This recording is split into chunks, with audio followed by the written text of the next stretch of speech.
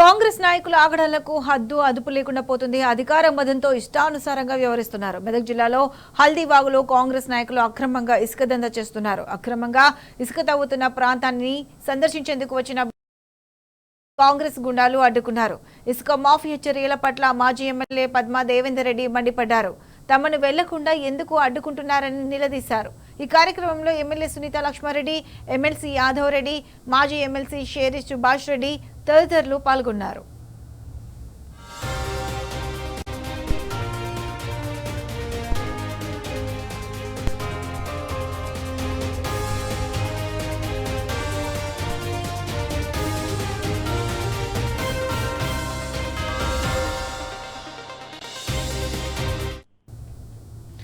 ఇదే అంశానికి సంబంధించి పూర్తి అప్డేట్స్ మా ప్రతినిధి రంగాచారి అందిస్తారు. రంగాచారి, చెప్పండి.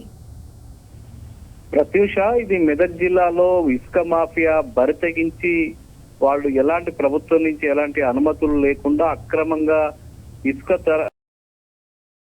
ఇది దీనికి కాంగ్రెస్ పార్టీకి సంబంధించిన అధికార పార్టీకి సంబంధించిన నాయకులే దీని వెనక ఉండి నడిపిస్తున్నట్టుగా చాలా స్పష్టంగా అర్థమవుతుంది. గత కొంతకాలంగా ఇటు హల్దీవాగుకు సంబంధించి మెదక్ మండలం సింగాయగుడి తండా ఉంటుంది. సింగాయగుడి ప్రాంతం ఇది మెదక్ పట్టణానికి సుమారు 15-20 కిలోమీటర్ల దూరంలో ఈ ప్రాంతం ఉంటుంది. ఇక్కడి నుంచి గత 2 నెలలుగా పెద్ద ఎత్తున ఈ కాంగ్రెస్ పార్టీకి సంబంధించిన నాయకులు ఒక బృందంగా ఏర్పడి వాళ్ళంతా కూడా అక్కడ హల్దీవాగు ప్రాంతం నుంచి పెద్ద ఎత్తున ఇసుక రవాణా చేస్తున్నారు. ఇక్కడి నుంచి అటు హైదరాబాద్ కు, అటు జహీరాబాద్ ప్రాంతానికి, మహారాష్ట్ర ప్రాంతానికి, కర్ణాటక ప్రాంతానికి కూడా ఈ పెద్ద ఎత్తున ఈ ట్రక్కులలో ఈ ఆ ప్రాంతానికి వెళ్ళడం కోసం వాళ్ళు ఏకంగా ఇసుక మాఫియా అంతా కూడా వాళ్ళు ఒక రోడ్డుని, ఒక మట్టి రోడ్డును కూడా నిర్మించుకుని రాత్రి పూట వీళ్ళంతా ఈ ట్రక్కుల్ని నడుపుతూ వాళ్ళు ఇసుకని అక్రమంగా రవాణా చేస్తున్నారు. ఈ నేపథ్యంలో ఈ ఇసుక అక్రమ రవాణా జరుగుతున్న ప్రాంతాన్ని చూసి అక్కడ ఒక నిజ నిర్ధారణ చేయడం కోసం ఈ రోజు బీఆర్ఎస్ పార్టీకి సంబంధించిన జిల్లా అధ్యక్షురాలు, మెదక్ జిల్లా అధ్యక్షురాలు, అట్లాగే మాజీ ఎమ్మెల్యే పద్మా దేవేందర్ రెడ్డి నేతృత్వంలో అటు నర్సాపూర్ శాసనసభ్యురాలు సునీత లక్ష్మారెడ్డి, అట్లాగే ఎమ్మెల్సీ యాదవ్ రెడ్డి, అట్లాగే ఈ మన మాజీ ఎమ్మెల్సీ షేరి సుభాష్ రెడ్డి, ఇంకా మెదక్ ప్రాంతానికి సంబంధించిన బీఆర్ఎస్ పార్టీ ముఖ్య నాయకుల బృందం అంతా, కార్యకర్తల బృందం అంతా ఈ రోజు అక్కడ ఒక నిజ నిర్ధారణ చేయడం కోసం అక్కడికి బయలుదేరి వెళ్ళింది. అయితే అక్కడ మార్గ మధ్యంలోనే ఎక్కడైతే వాళ్ళు అక్రమంగా వేసినటువంటి రోడ్డు, మట్టి రోడ్డు ఏదైతే ఉందో ఆ మట్టి రోడ్డు దగ్గరే ఈ బృందాన్ని అక్కడికి వెళ్ళనీయకుండా మధ్యలోనే ఆపివేయడం కోసం వీళ్ళంతా ఆ దుండగులు రాత్రికి రాత్రి నిన్న ఆ ప్రాంతంలో ఒకసారి అది తవ్వి వేసి ఆ రోడ్డు వెళ్లకుండా చేసినటువంటి పరిస్థితి ఒకవైపు ఉంది. అక్కడనే వీళ్ళంతా కూడా నిలబడి వాళ్ళు ఈ అక్రమాన్ని వాళ్ళు కొంత పరిశీలించిన తర్వాత కాలి నడకన వీళ్ళంతా కూడా బృందం అంతా కూడా ఆ ప్రాంతం ఏదైతే అక్రమంగా ఇసుక రవాణా జరుగుతుందో ఆ ప్రాంతానికి కాలినడకనే అక్కడికి చేరుకున్నారు. ఆ ప్రాంతాన్ని పరిశీలించారు. అంటే దాదాపు ఆ ప్రాంతం నుంచి ఇప్పటికే వందలాది లారీల్లో, ట్రక్కుల్లో పెద్ద ఎత్తున ఇసుక అక్రమంగా రవాణా అయిపోయినట్టు చాలా స్పష్టంగా అక్కడ ఉన్నటువంటి దృశ్యాలను బట్టి చాలా స్పష్టంగా అర్థమవుతూ ఉన్నది. ఈ విషయాన్నే ఈ సందర్భంగా వీళ్ళు పద్మా దేవేందర్ రెడ్డి, అట్లాగే సునీత లక్ష్మారెడ్డి, ఆ మాజీ ఎమ్మెల్సీ షేరి సుభాష్ రెడ్డి, ఎమ్మెల్సీ యాదవ్ రెడ్డి వీళ్ళంతా కూడా చాలా స్పష్టంగా వివరించడం జరిగింది. ముఖ్యంగా ఈ ప్రాంతం మెదక్కు సంబంధించిన ముఖ్య నాయకుడు అంటే మనం ఒక రకంగా ఆ ఎమ్మెల్యే హస్తమని చాలా స్పష్టంగా చెప్పవచ్చు. ఎమ్మెల్యే ఇచ్చినటువంటి ఒక ధీమాతోటి ఆయన వెనక ఉండి ఇదంతా నడిపిస్తున్నట్టుగా చాలా స్పష్టంగా అర్థమవుతున్న పరిస్థితి అయితే ఇక్కడ కనిపిస్తుంది. ఆయన కాంగ్రెస్ పార్టీకి సంబంధించిన ఎమ్మెల్యే ఇక్కడ ప్రాతినిధ్యం వహిస్తూ ఉన్నాడు. ఆయనే తన మాఫియాను తయారు చేసి అక్కడి నుంచి పెద్ద ఎత్తున ఇసుక అక్రమ రవాణా చేసి కోట్లాది రూపాయలు ఆర్జిస్తున్నట్టుగా తెలుస్తుంది. అయితే ఇక విచిత్రం ఏమిటంటే ఇంత బహిరంగంగా, ఇంత పెద్ద ఎత్తున ఇంత అక్రమ రవాణా జరుగుతుంది. మెదక్ పట్టణానికి కూతవేటు దూరంలో 10-15 కిలోమీటర్ల దూరంలో జరుగుతుంది. ప్రతిరోజు ఆ ప్రాంతం నుంచి అధికారులు సంచరిస్తూ ఉంటారు. ఆ ప్రాంతంలో కూడా అక్కడ మెదక్ మండలానికి సంబంధించిన అధికారులు, అటు రెవెన్యూ అధికారులు కావచ్చు, మిగతా శాఖల అధికారులు కావచ్చు, వాళ్ళంతా కూడా ఆ ప్రాంతం నుంచి సంచరిస్తూ ఉంటారు, అక్కడ తిరుగుతూ ఉంటారు. చుట్టుపక్కల పరిస్థితి ఉంటుంది. కానీ ఏ ఒక్క అధికారి కానీ అక్కడికి వెళ్లి కనీసం ఏం జరుగుతుందో చూసినటువంటి దాఖలా ఇప్పటి వరకు లేదు. కనీసం వాళ్ళ అక్రమ రవాణా జరుగుతున్న ప్రాంతం ఏదైతే ఉందో అది కనీసం వీళ్ళంతా ఆ ఇసుక రవాణాకు సంబంధించి ఏమైనా పర్మిషన్స్ తీసుకున్నారా అంటే ఎవరి వద్ద పర్మిషన్స్ తీసుకున్నటువంటి దాఖలాలు లేవు. అటు ప్రభుత్వం నుంచి కానీ, ఇటు మైనింగ్ శాఖ నుంచి కానీ, ఇతర శాఖల నుంచి కానీ రెవెన్యూకు సంబంధించిన తహసీల్దార్ వద్ద కానీ లోకల్ గా ఉండేటువంటి వాళ్ళ దగ్గర కానీ ఎక్కడ కూడా వాళ్ళు పర్మిషన్స్ తీసుకోలేదు, పర్మిషన్స్ ఇవ్వలేదు. పర్మిషన్స్ లేకున్నా కూడా వాళ్ళు ఏకంగా ఇంత పెద్ద ఎత్తున లక్షలాది 2 నెలలుగా ఈ తతంగం కొనసాగుతుంది, అయినా కూడా లభించడం లేదు, ఇది ఎక్కడ అన్యాయం అని చెప్పి ఇంతకు ముందే వీళ్ళంతా కూడా మాట్లాడడం జరిగింది. పద్మా దేవేందర్ రెడ్డి, అట్లాగే సునీత లక్ష్మారెడ్డి, ఎమ్మెల్యే సునీత లక్ష్మారెడ్డి, ఎమ్మెల్సీ యాదవ్ రెడ్డి, మాజీ ఎమ్మెల్సీ షేరి సుభాష్ రెడ్డి, అట్లాగే తిరుపతి రెడ్డి, వీళ్ళంతా కూడా చాలా స్పష్టంగా చెప్తూ ఉన్నారు. ఇలాంటి ఇంత పెద్ద ఎత్తున ఇక్కడి నుంచి అక్రమ రవాణా జరుగుతూ ఉన్నది. కాంగ్రెస్ పార్టీకి సంబంధించిన మాఫియా ఇదంతా చేస్తూ ఉన్నా కూడా ఎవరు కూడా పట్టించుకోవడం అనేది దారుణం అని చెప్పి వీళ్ళు చెప్పడం జరిగింది. 2 నెలలుగా ఈ తతంగం కొనసాగుతూ ఉన్నది.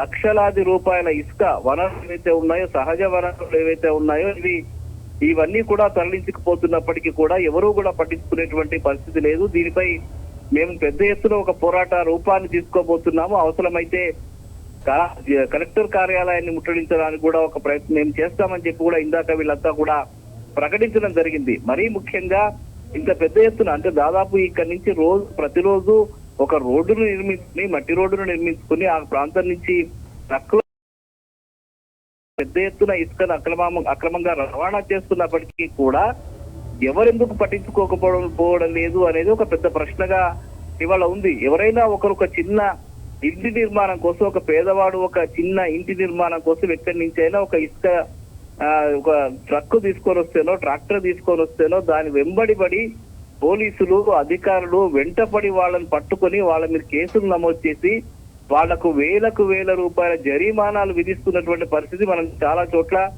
చూస్తూ ఉన్నాం.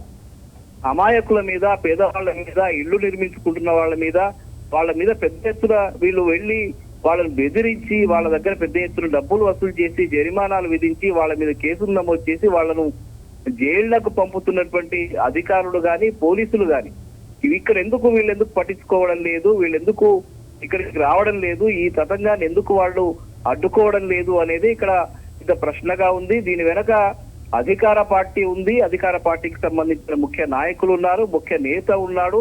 దాని కారణంగానే ఈ అధికారులు ఎవరు కూడా జిల్లాకు సంబంధించిన ముఖ్య నాయకులు అటు పోలీసు యంత్రాంగం కావచ్చు, ఇటు అధికార యంత్రాంగం కావచ్చు, రెవెన్యూకు సంబంధించిన వాళ్ళు కావచ్చు, తహసీల్దార్లు కావచ్చు, మిగతా నాయకులు కావచ్చు, వీళ్ళ అధికారులు కావచ్చు, వీళ్ళెవరూ కూడా అక్కడికి వెళ్ళడం గాని, పరిశీలించడం గాని, చూడడం గాని, దాన్ని ఆపడం కోసం ప్రయత్నం చేయడం గాని ఏదీ జరగడం లేదంటే ఇది ఖచ్చితంగా పైనుంచి ఒక అధికార పార్టీకి సంబంధించిన వాళ్ళంతా కూడబలుక్కుని ఇదంతా చేస్తూ ఉన్నారు. దీనికి ప్రభుత్వం అంతపాడుతుంది అనేది చాలా స్పష్టంగా అర్థమవుతున్న విషయం. ఇదే విషయాన్ని తెలుసుకోవడానికి వెళ్తున్న ఈ బృందాన్ని కూడా అడ్డుకోవడానికి ప్రయత్నం చేశారంటే మాఫియా ఎంత బరితెగించి వ్యవహరిస్తున్నదో చాలా స్పష్టంగా అర్థమవుతూ ఉన్నది. అక్కడ ఎంత పెద్ద ఎత్తున ఇసుక రవాణా జరుగుతూ ఉన్నది.